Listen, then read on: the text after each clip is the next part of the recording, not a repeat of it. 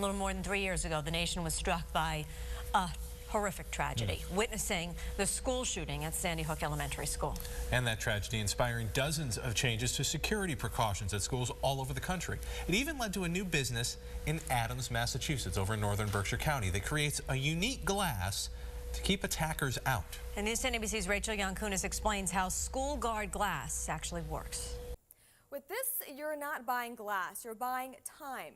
The idea for school guard glass came the day of the Sandy Hook school shooting in December 2012. The first police officer was on scene about 3 minutes after the 911 call, and I sat down with a former first grade teacher at the school who had just enough time to hide her class and survive.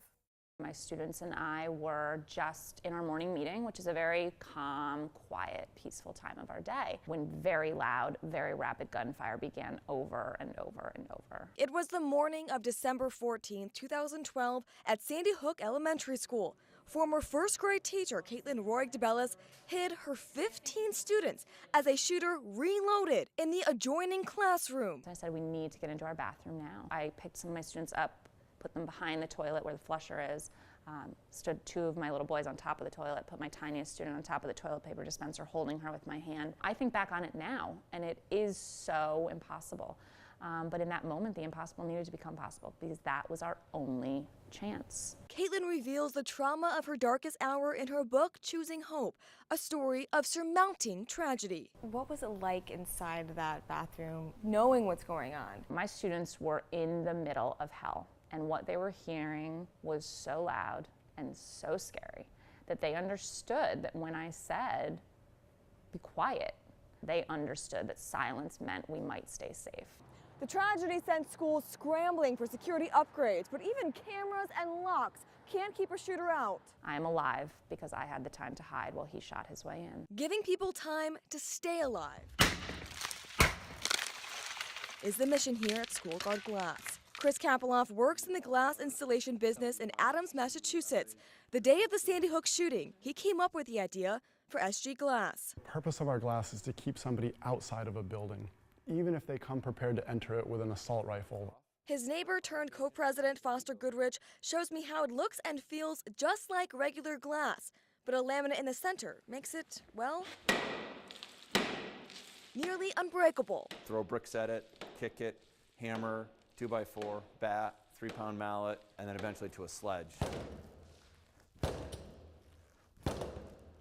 And schools can afford it. SG Glass is 5 times cheaper than bulletproof products.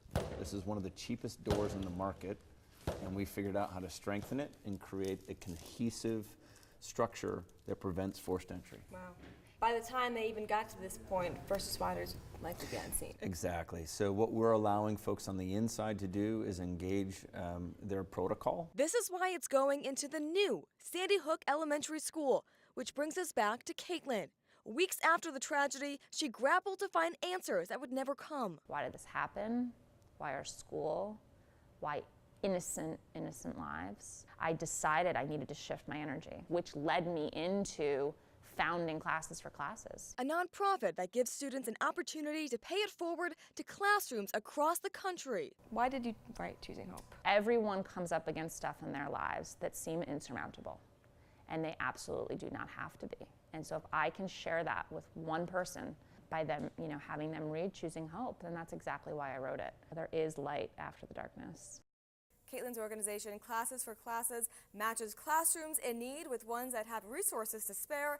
Then they pass it on to other classrooms across the country, and it continues. You can find a link to Classes for Classes on news10.com. School Guard Glass now, they're installed in at least 8 schools across the country, but aside from Sandy Hook, we'll never know which schools have it. Kapeloff says he does not want anyone to know it's there unless it's used to protect them. In the studio, I'm Rachel Yankunis for News 10 ABC. Makes sense. What an incredibly brave young woman that teacher was. Great story. Yeah, it's phenomenal. Thank you, Rachel.